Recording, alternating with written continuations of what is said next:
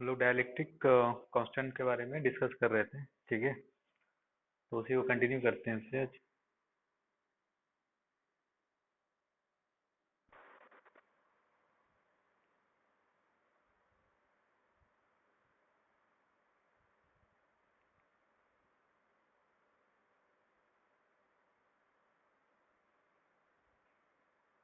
Part 2। ठीक है, तो कल हम लोग पढ़े थे डायलैक्ट्रिक कैसा बिहेव करता है, कैसे पोलराइजेशन होते हैं। ठीक है, तो कल इंड्यूस चार्ज बताया था, उसको एक बार आज रिपीट करता हूँ। इंड्यूस चार्ज इनसाइड है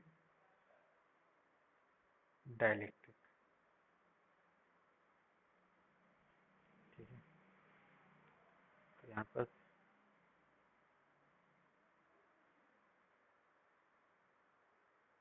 डायलैक्ट्रिक है,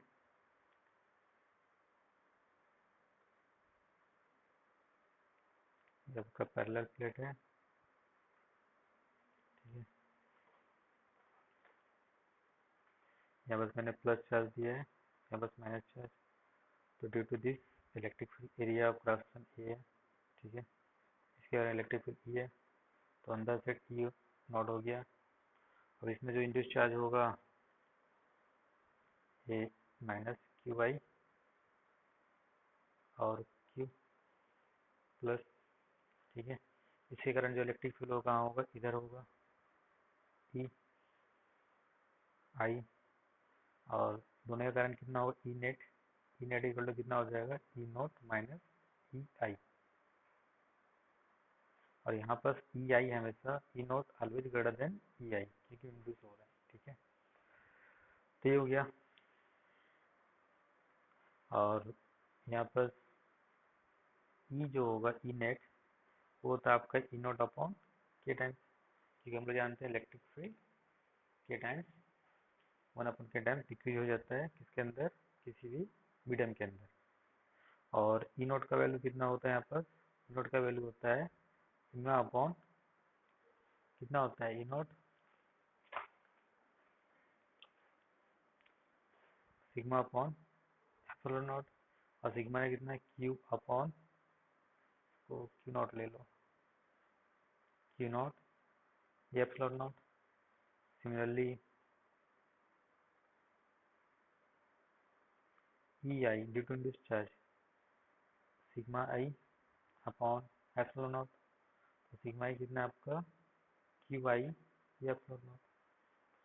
सो ई नेट इक्वल टू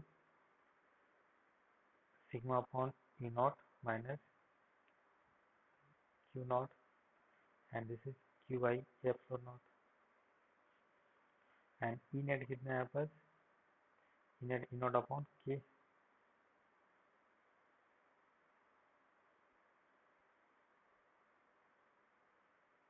ठीक है, और ई नॉट का वैल्यू कितना है यहाँ पर,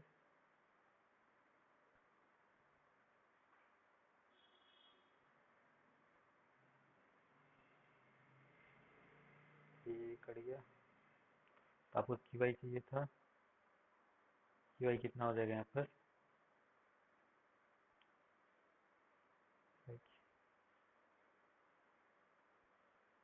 तो अब इंड्यूस चार्ज कितना हो जाएगा, ये आ जाएगा आपका Q I equal to Q not 1 - 1 upon, और सिग्मा ये हो जाएगा यहाँ पर सिग्मा नॉट 1/1 ठीक है, यहाँ पर देखो ये जो लाया हूँ इसको ऐसा भी समझ सकते हो,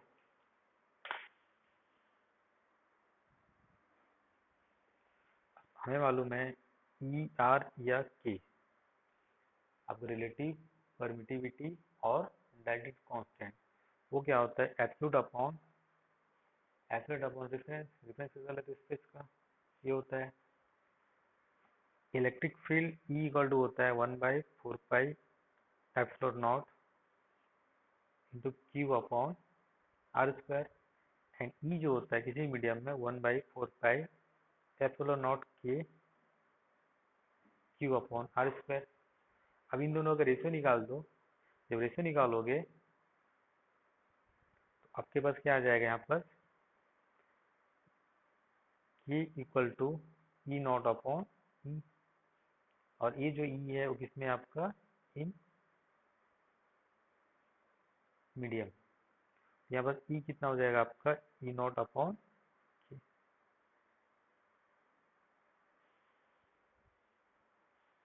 तो बाय डिफिनेशन बोल सकते हो।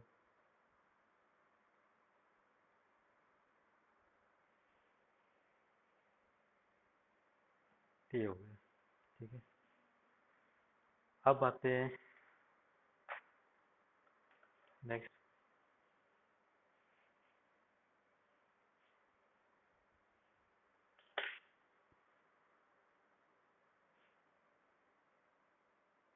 कैपेसिटेंस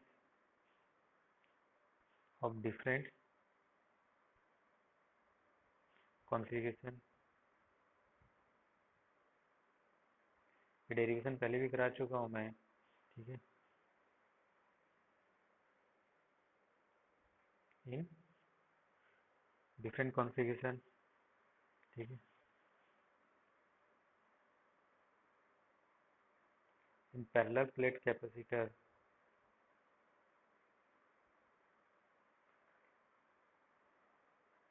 ये है, यहाँ पर एयर है, प्लस क्यू माइनस क्यू। सी कितना होता है इसमें, जो सी नॉट बोलते हैं, ए एप्सिलॉन अपॉन डी।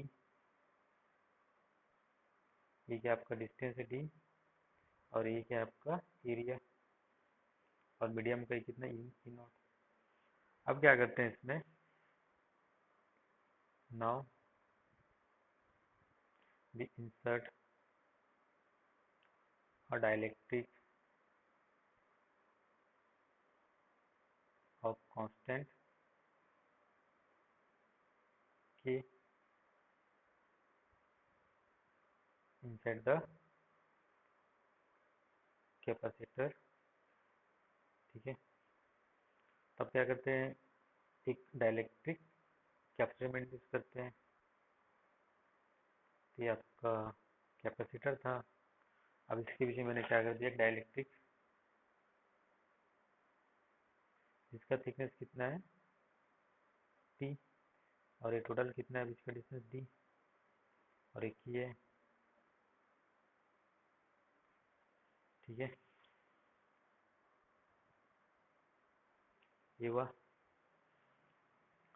अब देखो यहाँ पर टी लेस देन डी है, तब इसका कैपेसिटेंस सी निकालना है, ठीक है। तो सी निकालने का भी तरीका जैसे बताया था मैंने, इसके क्रॉस एक वोल्टेज लगा दो डी, ठीक है। तो इसके एक जो ब्लैंक है, ब्लैंक में वोल्टेज V इक्वल टू हो जाएगा, ठीक है, V1 प्लस V2। V1 क्या है, इसके उसके बीच का वोल्टेज, और V2 किसके अबाउट वोल्टेज है, इसके अबाउट, ठीक है। तो V1 कितना हो जाएगा यहाँ पर, V और E में रिलेशन क्या होता है, D by D R equal to E होता है। ये हो जाएगा E इंटू डिस्टेंस कितना है D minus T, E not, और ये कितना आपका E into T. E not कितना है, ई नॉट यहाँ पर कितना लोगे, क्यू एफ फ्लोर नॉट, ई कितना है, ई नॉट अपॉन के, ठीक है। तो यहाँ पर वी इक्वल टू कितना होगा, ई नॉट कॉमन ले जाओ, D minus T plus T upon K. तो ये हो जाएगा आपका E naught Q A F floor naught D minus T upon K, ठीक है। अब मैंने क्या बताया था, जब भी सी निकालना है, सी इक्वल टू क्या करोगे, इक्वल टू क्या करोगे, क्यू अपॉन वी का ratio.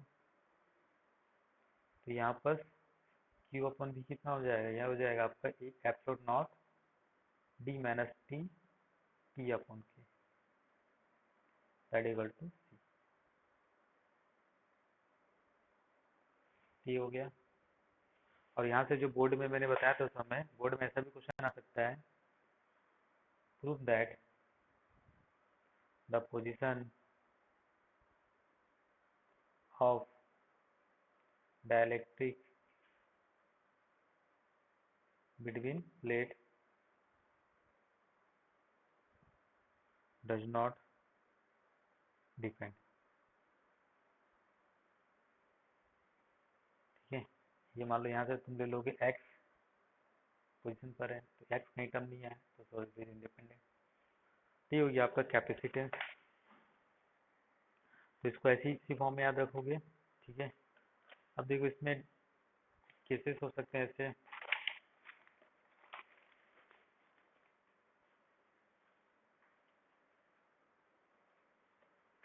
Case one, if medium is fully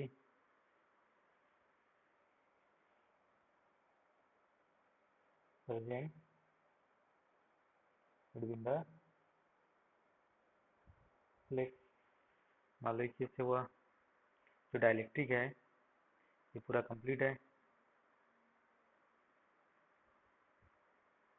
तो यहाँ पर T इक्वल टू डी है, तो इसकी क्या हो जाना चाहिए, C हो जाएगा आपका E एप्सिलॉन नॉट अपॉन, कितना आया था आपका, D minus T, T upon K. तो यार T equal to D put कर दो, तो C equal to A epsilon not D minus D plus D upon K, तो कितना होती है एप्सिलॉन नॉट अपॉन डी, यानी कि C कितना हो जाएगा, C नॉट इंटू के, जो के टर्म्स इंक्रीज कर जाता है। Case to,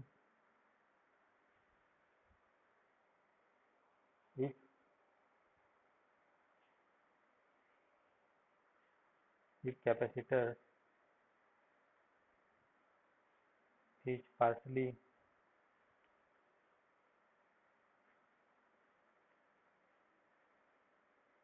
filled by conducting slab of thickness T11D। अब मान लो इसके अंदर मैंने क्या भर दिया है, स्लैब डाल दिया।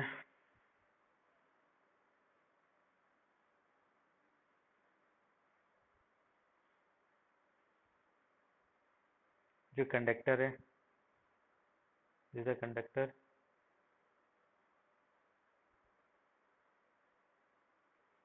और कंडक्टर का ये कितना होता है, के का वैल्यू कितना होता है, इन्फिनिटी।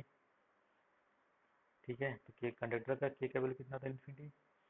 तो यहाँ पर सी इक्वल टू कितना हो जाएगा, E epsilon naught D minus T, T upon infinity. तो टी अपॉन इन्फिनिटी कितना हो जाएगा, डी माइनस टी। ये हो गया। अगर मान लो case third, inserted conductor thickness T equal to D के बराबर होगा, पूरा हो जाएगा। तो सी क्या हो जाएगा यहाँ पर, C A epsilon naught D minus D, D upon infinity. तो कितना हो जाएगा, सी का वैल्यू इन्फिनिटी। तो कैपेसिटेंस क्या हो जाएगा, बहुत बढ़ जाएगा, यानी क्या होगा, ये चार्ज यहाँ से फ्लो कराने लगेगा। तो ऐसे करके इसके केसेस ले सकते हैं।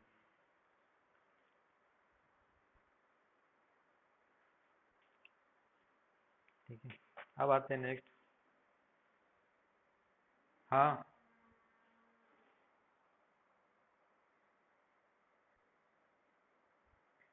ये तो जीरो हो जाएगा ना, यहाँ पर ए एप्सिलॉन नॉट नीचे में जीरो हो जाएगा ना पूरा। तो ए इन्फिनिटी बाई जीरो क्या होता है, इन्फिनिटी तो होता है।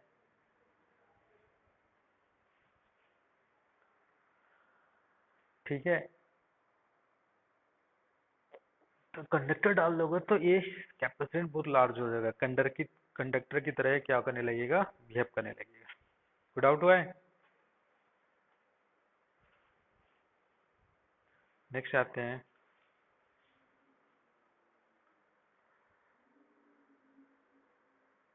Combination of dielectric. ठीक है, तो कॉम्बिनेशन ऑफ डाइलेक्ट्रिक किसमें, इसमें देखो वो इसमें इसमें समझ में आ जाएगा तुम्हें, अभी जो बता रहा हूँ कॉम्बिनेशन ऑफ डाइलेक्ट्रिक में। ठीक है, वो हो जाएगा, आपको सीरीज पैरेलल करके निकालना पड़ेगा। ठीक है, तो इसमें अभी बता रहा हूँ, उसी में क्लियर होगा। Combination of dielectric two types होते हैं। इसमें डाइलेक्ट्रिक क्या होता है, कांस्टेंट होते हैं, और एक में क्या लिख सकते हो, डाइलेक्ट्रिक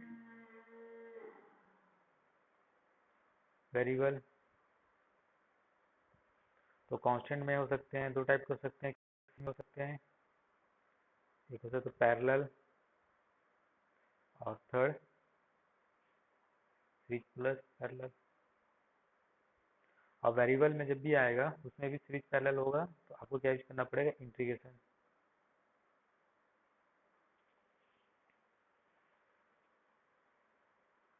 ठीक है, तो इसके बारे में बताता हूँ, इसमें थोड़ा सा नोट करके लिख लिख देता हूँ मैं। If the if case 1, if different elements are in parallel, then C integral dc, where dc capacitance of selected differential element। ठीक है, second case, if elements, the different elements are in series, then 1 by c equal to t 1 by c करना पड़ेगा। ठीक है, अब solve करना पड़ेगा। तो इसमें भी क्या होंगे, सीरीज होंगे, पैरेलल होंगे, पैरेलल होगा सीरीज होगा, उस हिसाब से करना पड़ेगा। अब इसका देखते हैं जनरल केस। ठीक है, तो कहीं के इसको डिस्टेंट डिवीजन भी बोलते हैं एंड एरियल डिवीजन भी बोलते हैं। तो देखते हैं इसको सीरीज में कैसे पहचान हो गई है कि नहीं है। ठीक है, देखो ये आपका कैपेसिटर है। ठीक है, ये कैपेसिटर है, तो मैंने क्या किया, इसमें डाइलेक्ट्रिक डाल दिया यहाँ पे।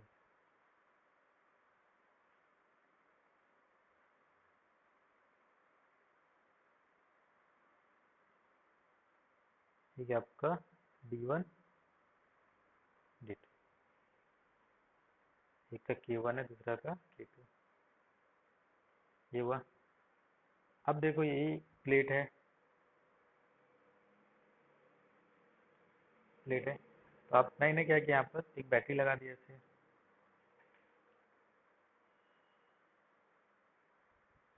तो ये वोल्टेज आएगी V, यहाँ जीरो। ये बीच वाला जो वोल्टेज होगा जंक्शन, वो क्या होगा, आपका V डैश होगा। तो यहाँ पर दोनों का वोल्टेज क्या है, डिफरेंट है। और जब दोनों का वोल्टेज डिफरेंट है तो क्या हो जाएगा आपका, सीरीज। ये दोनों क्या हो जाएंगे इसमें, सीरीज में। पैरेलल में क्या होगा आपका, इसमें वोल्टेज सेम होता है। यहाँ पर देखो ऐसे लगाया हूँ मैं। ठीक है, यहाँ पर डाल दिया हूँ,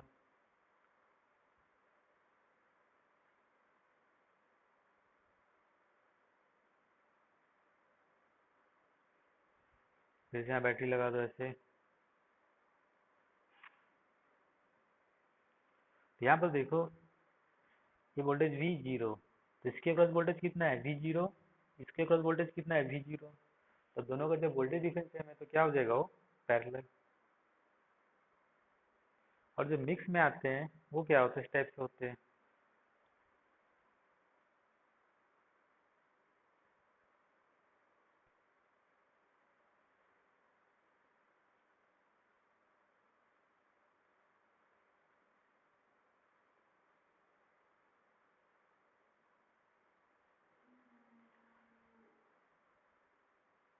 K1 K2 और एक हो गया आपका K3।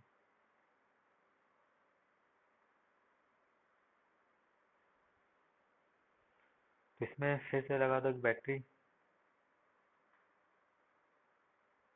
तो ये V0, ये दोनों सीरीज में और एक इसके साथ, तीनों पैरेलल में।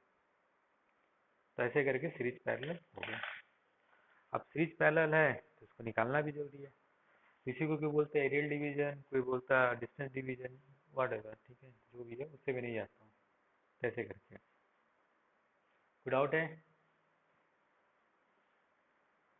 तो सीरीज में, सीरीज वालों को देखते हैं सॉल्व कैसे करेंगे अब। तो सीरीज वाले मान लो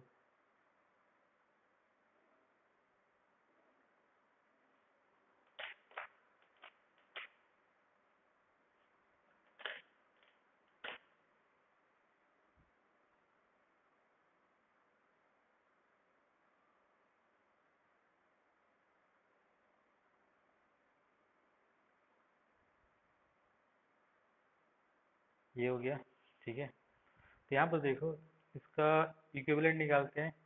यहाँ पर C1 कितना हो जाएगा, यहाँ पर C2, तो दैट इक्वल टू लिख सकते हो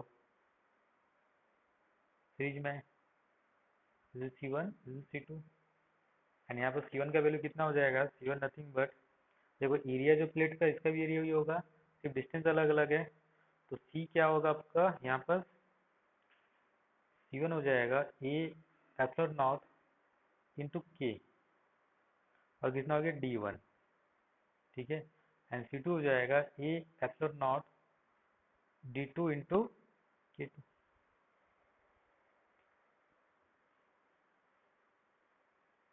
ठीक है। अब बाकी इसको पुट कर दो, सीरीज में क्या हो जाएगा ये 1/C 1/C1 1/C2, बाकी निकाल लोगे।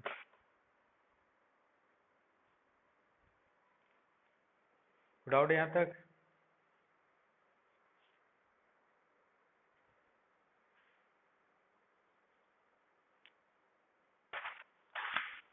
अब देखो जो पैरेलल में है क्या होता है यहाँ पर,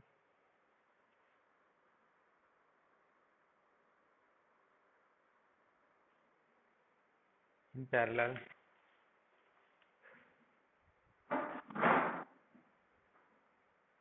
ठीक है।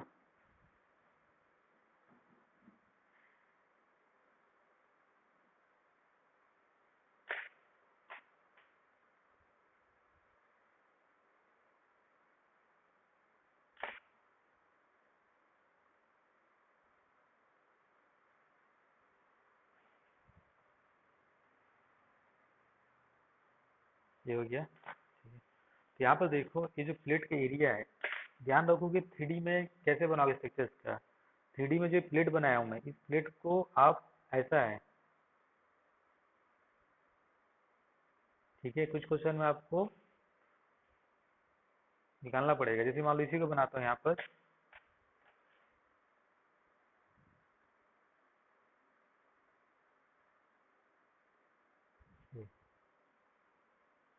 ठीक है, हो गया। इसका एरिया जो होगा, थोड़ा सा ध्यान से देखोगे,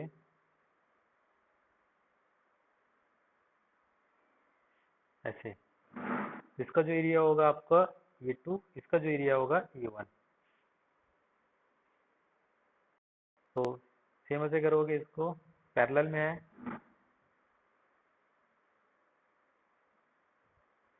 तो C1 C2, एंड यहाँ पर C1 कितना हो जाएगा E1, epsilon naught into K1 upon T. अब दोनों का डिस्टेंस सेम है, दोनों का आपका यहाँ पर डिस्टेंस सेम है। तो C2 कितना हो जाएगा, K2 epsilon not K2 upon T. अब C इक्विवेलेंट कितना हो जाएगा, C1 plus C2, that mean epsilon not upon D. बचा कितना आपका A1 K1 प्लस K2।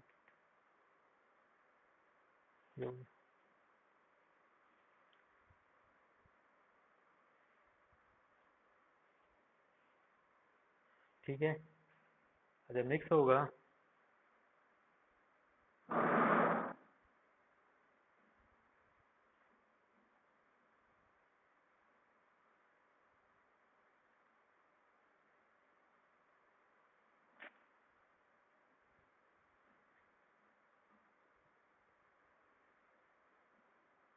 ये हुआ। ठीक है, तो मान लो इसको लेता हूँ मैं K1, लेता हूँ मैं K2, इसे लेता हूँ मैं K3। ठीक है, तो यहाँ पर इसका डिस्टेंस है D1, this is D2 and this is D, that is D1 plus D2। और इसका एरिया A1, इसका एरिया A2। थोड़ा सा और ऐसे बनाता हूँ मैं।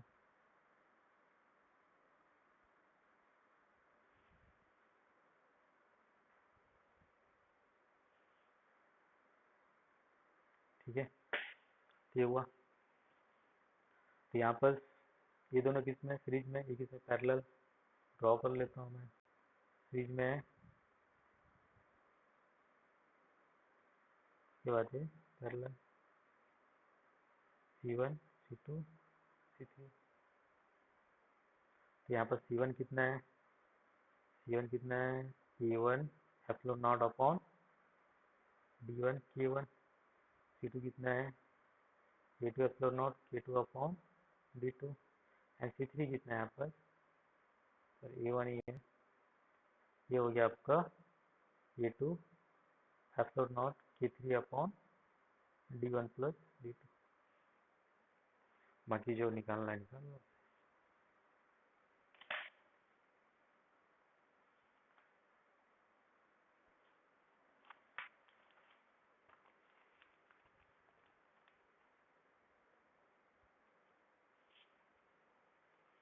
अब यहाँ पर देखो नोट करके,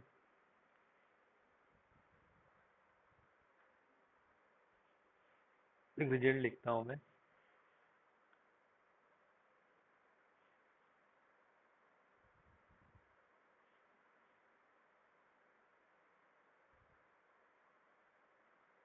एयर है, C1 हो जाएगा यहाँ पर 2K K plus 1 C not.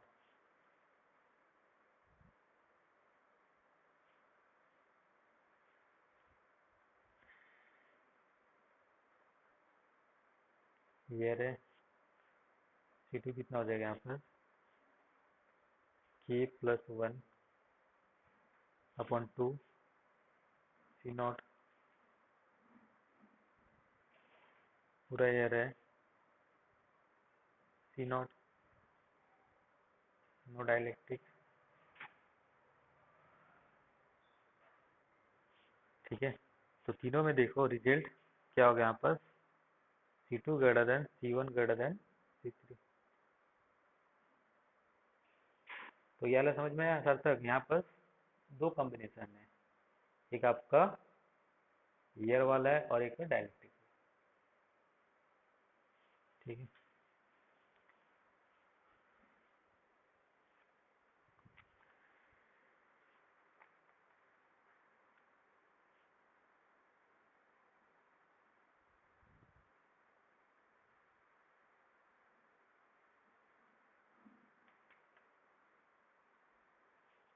कोई डाउट है?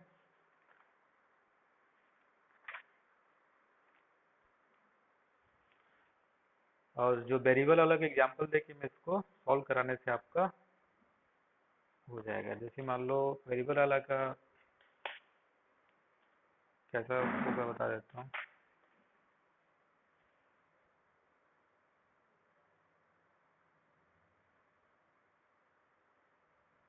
वेरिएबल डाइलेक्ट्रिक कैपेसिटर ये कैसा हो सकता है, जैसे एग्जांपल में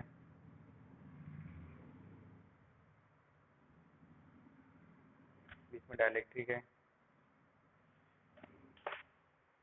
ठीक है, की और की मान लो कि not into x function of x है, तो जैसे जैसे एक्स का वैल्यू बढ़ते जाएगा डायरेक्टली वैल्यू बढ़ते जाएगा। और एक दूसरा एग्जांपल ऐसे है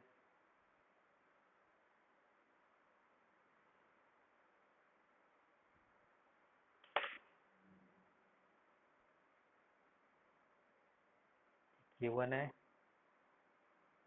और नीचे वाला क्या है K2,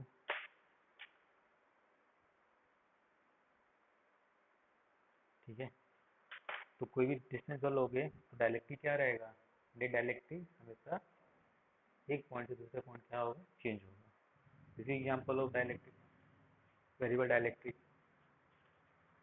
और ऐसा कुछ एग्जांपल, इसको सॉल्व करने के लिए हमें क्या यूज करना पड़ेगा, इंटीग्रेशन। इसको जब प्रॉब्लम सॉल्व कराऊंगा तब उसका मैं इसको बता दूंगा। एक एग्जांपल ऐसा भी है जिसमें एक प्लेट एंगल में है, ठीक है, और यहाँ पर एंगल प्लेट ऊपर है, तो किसी पॉइंट पर लोगे, किसी पॉइंट पर लोगे, डिस्टेंस क्या होगा, चेंज हो रहा है, और डिस्टेंस चेंज हो रहा है तो सी चेंज होगा, सी चेंज होगा तो वेरिएबल कैपेसिटर है, और जब वेरिएबल है तो उसको यूज करने के लिए आपको इंटीग्रेशन यूज करना पड़ेगा।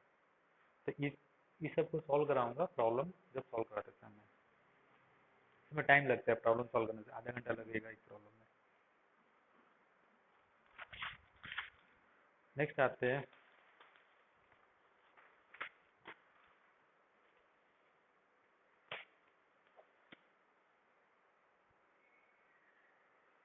फोर्स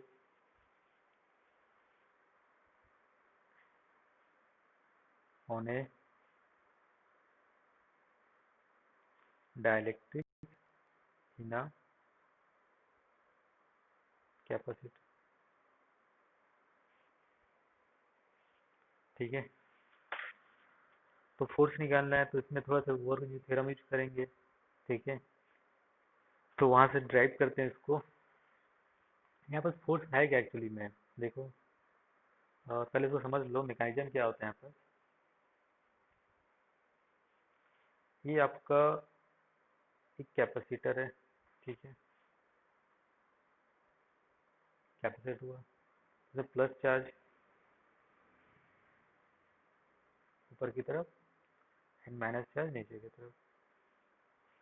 अब मैंने यहाँ पर से क्या कहते हैं डायलेक्ट्रिक इंसर्ट कर दिया है ऐसे। यहाँ पर डायलेक्ट्रिक पर फोर्स कौन जनरेट कर रहा है, फोर्स इसलिए लगेगा, जैसे मान लो इसको मैं बाहर की तरफ पुल कर रहा हूँ, force exerted by an external agent, ठीक है। इसमें क्या होगा, यहाँ पर पहले तो डायलेक्ट्रिक मैंने बता चुका हूँ, डायलेक्ट्रिक में चार्ज क्या होता है, इंड्यूस होता है इलेक्ट्रिक फील्ड में। तो यहाँ पर माइनस, यहाँ पर प्लस चार्ज इंड्यूस हुआ,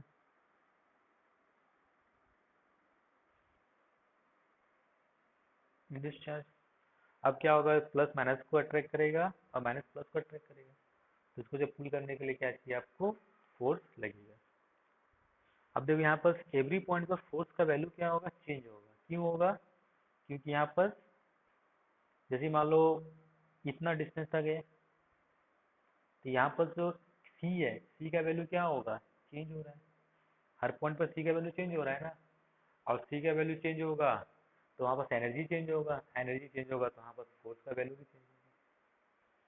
तो ऐसे करके इसमें क्या हो रहा है, फोर्स एवरी पॉइंट पर, यहाँ पर फोर्स, यहाँ पर है तो फोर्स का अमाउंट अलग होगा, और यहाँ पर सब रहेगा तो फोर्स का अमाउंट अलग रहेगा। क्यों? क्योंकि यहाँ पर वेरिएबल कैपेसिटर का एग्जाम्पल है। ठीक है, this is also example of a, ये मूविंग प्लेट है। ठीक है, एग्जाम्पल ऑफ अ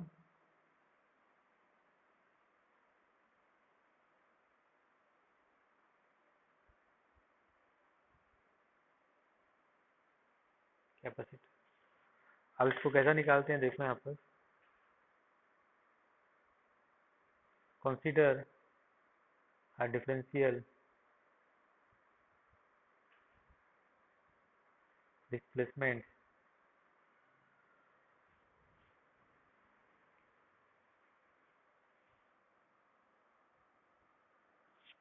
एक minute, displacement dx of the dielectric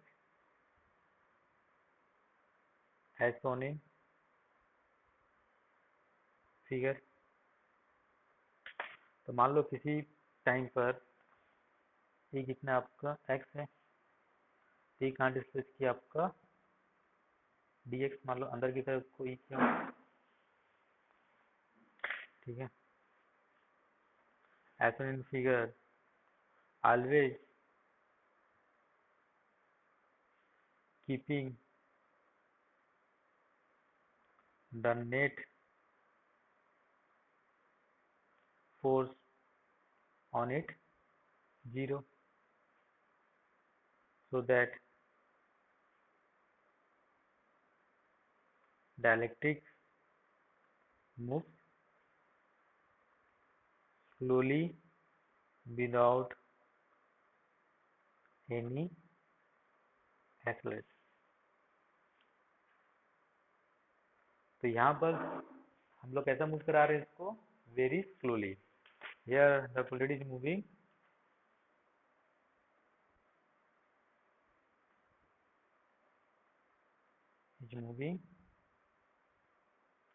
slowly, net force 0। ठीक है, ऐसा क्यों करते हैं? इसलिए करते हैं क्योंकि हमें जो चीज़ निकालना है उसके लिए स्लोली मूव कराओगे तब आप निकाल पाओगे, अदरवाइज एक्सटर्नल कुछ ना कुछ फैक्टर आते रहते हैं। जैसे हम लोग डिफाइन किए हैं पोटेंशियल, जैसे हम लोग डिफाइन किए हैं पोटेंशियल एनर्जी, तो पोटेंशियल डिफाइन करते समय हम लोग क्या करते हैं, it is the work done by agent to bring a charge from infinity to a particular point slowly. तब क्या होगा, जो काइनेटिक एनर्जी आता है वो हट जाएगा, तो टोटल आपको क्या मिलेगा in terms of potential energy.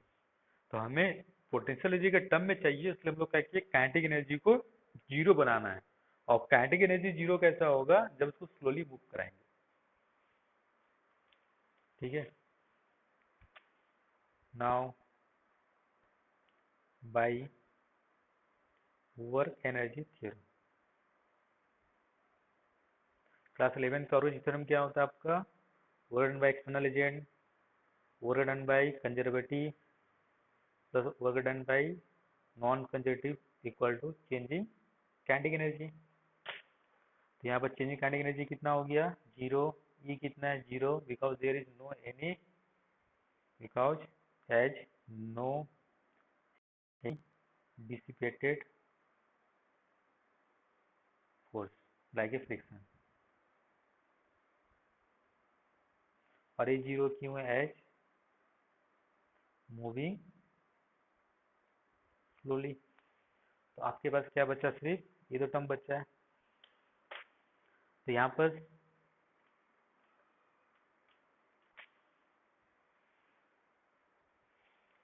मतलब जिसमें एनर्जी, जिसमें लॉस होता है, जिसमें एनर्जी लॉस होता है, तो अच्छा एग्जांपल क्या है जिसमें हम लोग पढ़ते हैं, फ्रिक्शन। जनरली हर जगह energy in terms of friction he loss होता है। तो यहाँ पर एक्सटर्नल तो मालूम है, ये जो फोर्स लगा रहे हैं ये हो गया आपका वर्क है। कंजर्वेटिव क्या है यहाँ पर, इलेक्ट्रोस्टैटिक इक्वल टू 0, ये हो गया आपका। तो यहाँ पर work done external equal to कितना हो गया, माइनस ऑफ इलेक्ट्रोस्टैटिक। ये हो गया, ठीक है। बट और एक फॉर्मूला याद रखो, इसको अच्छे से याद रखोगे आप लोग। But change in potential equal to होता है minus of work done by electrostatic, मतलब कंजर्वेटिव। तो यहाँ पर कंजर्वेटिव क्या आपका है। तो कभी भी जो चेंज इन पोटेंशियल एनर्जी होता है equal to minus of work done by conservative force. तो यहाँ पर कंजर्वेटिव फोर्स कौन सा आपका इलेक्ट्रोस्टैटिक, तो मैंने लिख दिया यहाँ पर इलेक्ट्रोस्टैटिक। तो यहाँ पर हो गया आपका क्या, वर्क एफ इक्वल टू हो जाएगा माइनस हो जाएगा डेल, ये आ गया अपना।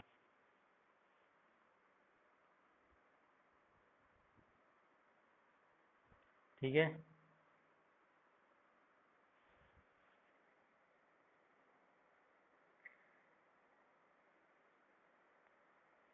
कोई डाउट है।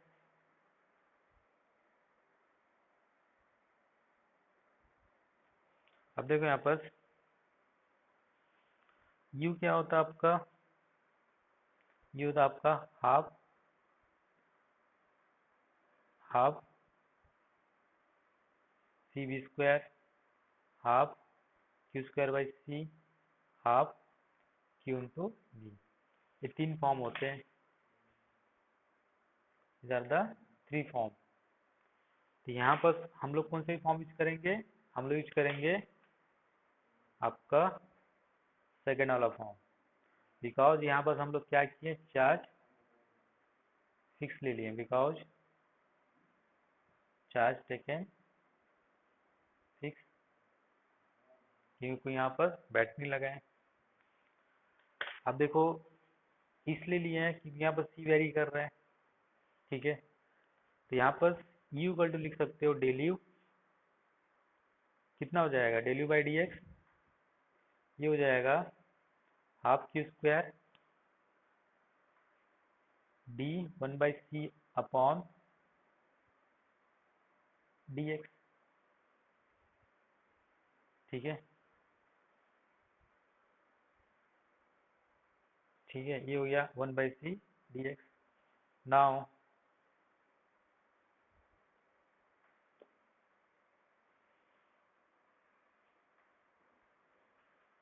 वर्क एफ इक्वल टू,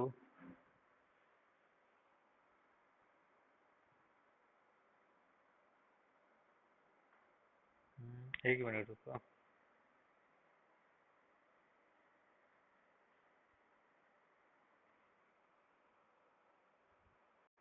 तो यार डी यू कितना हो जाएगा,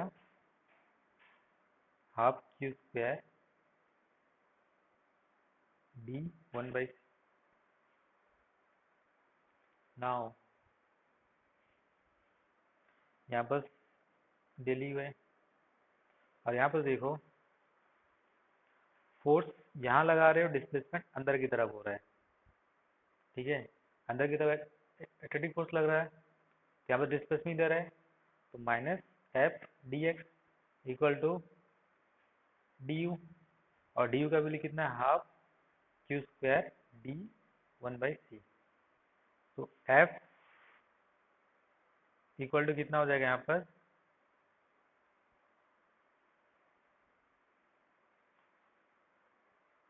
वन बाई क्यू स्क्वायर, ठीक है, one by Q square minus यहाँ डी, एक मिनट, one by D C upon D X, ठीक है। तो यहाँ पर ये हो गया, तो यहाँ पर देखो क्यू स्क्वायर बाई टू सी, तो यहाँ पर डी वन बाई सी को क्या लिख सकते हो आप, डी वन बाई सी को, डी वन बाई को से लिख सकते हैं हम लोग minus Q square two D C upon C square D X, ठीक है। तो एफ इक्वल टू कितना हो गया यहाँ पर, Q square two C square D C by D x,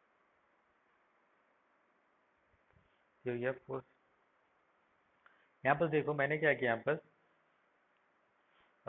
जैसे हम लोग जानते हैं डी,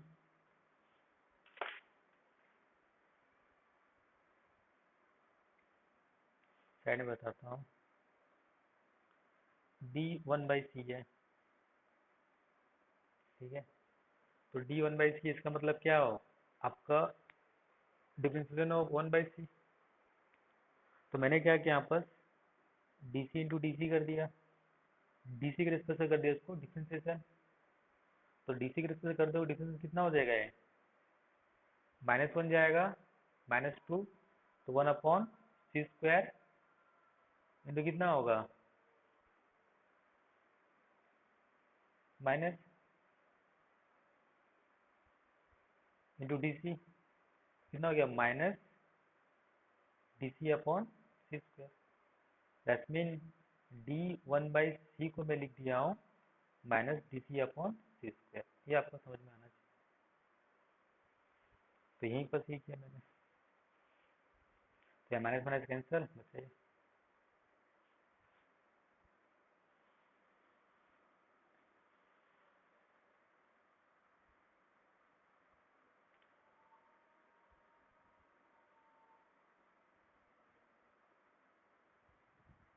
ठीक है।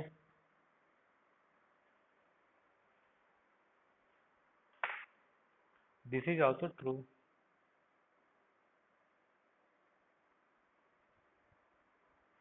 also true for the force between the plates of the capacitor।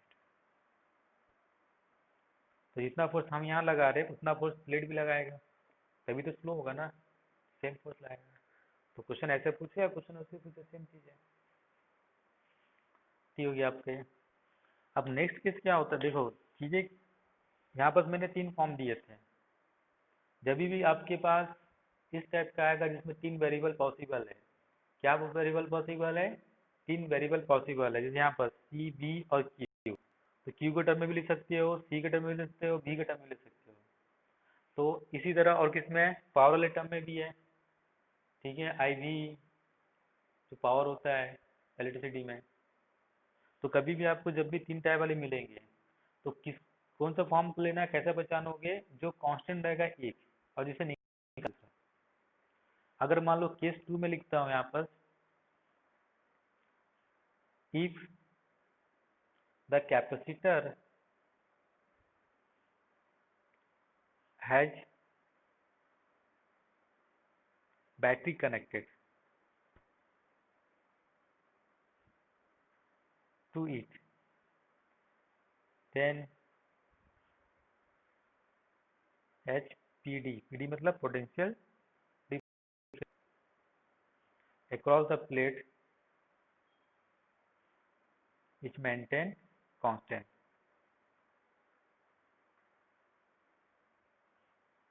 is maintained constant and the v equal to कितना हो जाएगा, q/c। तब फोर्स कितना हो जाएगा, F इक्वल टू, तब यहाँ पर चार्ज नहीं लिखोगे, क्या लिखोगे, हाफ v² dc/d। तो इसको ड्राइव करने के लिए आप कौन सा फॉर्म लोगे, जिसमें v और c रहेगा, यानी कि फॉर्म। तो ऐसे करके आपको जब भी 3 वेरिएबल आ रहेगा, नॉट ओनली दैट, किसी में भी, तो हमेशा आपको देखना है। यहाँ पर देखो जैसे मैंने बोल दिया बैटरी कनेक्टेड, और जैसी बैटरी कनेक्टेड हो जाएगा यहाँ पर, ठीक है, तो यहाँ पर क्या हो जाएगा, इसके क्रॉस पोटेंशियल फिक्स हो जाएगा, पोटेंशियल फिक्स हो जाएगा।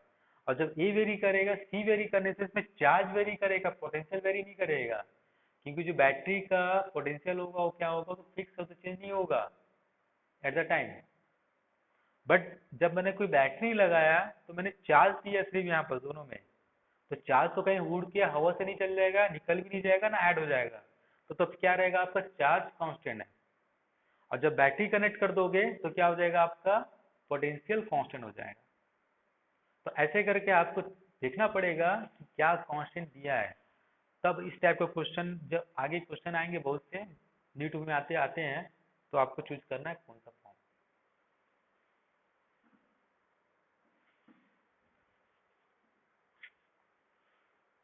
कोई डाउट?